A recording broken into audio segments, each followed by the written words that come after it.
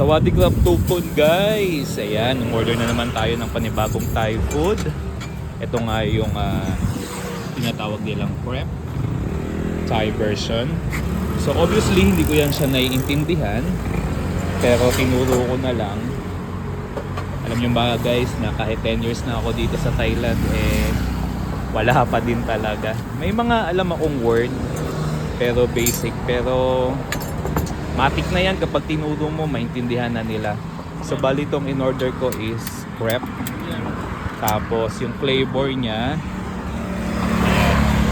I don't know how to read that, pero pwede na yan. Basta ang importante, nagkakaintindihan kami nung magluluto ni ate. So yan yung nilagay niya. I don't know what is that. Siguro tomato paste. Tapos lalagyan niya din yan ng ano yung susunod mo ate? Uy, may ham. Ham ba yan or bacon? Ham na. Ang bango niya guys, in fairness ha. So sa halagang 40 baht, meron ka ng ganyang prep na flavor. Tapos nilagyan niya rin ng sausage.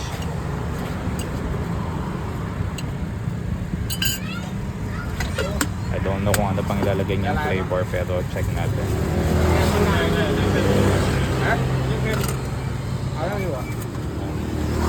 Tapos may cheese pa din, or cheese, mozzarella cheese. I-zoom natin para malaki.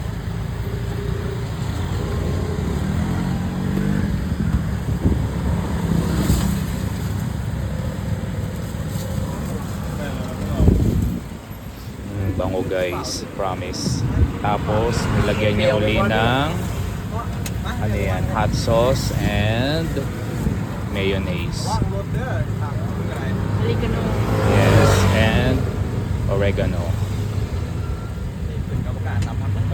Tapos na. Tingnan natin kung paano niya ipapasok doon sa lalagyan.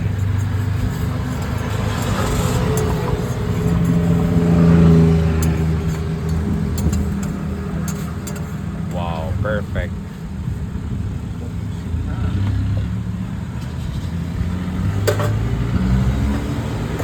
So ayan na guys yung order natin. Tapos na. Pinapalamig lang. Then pwede nang kainin.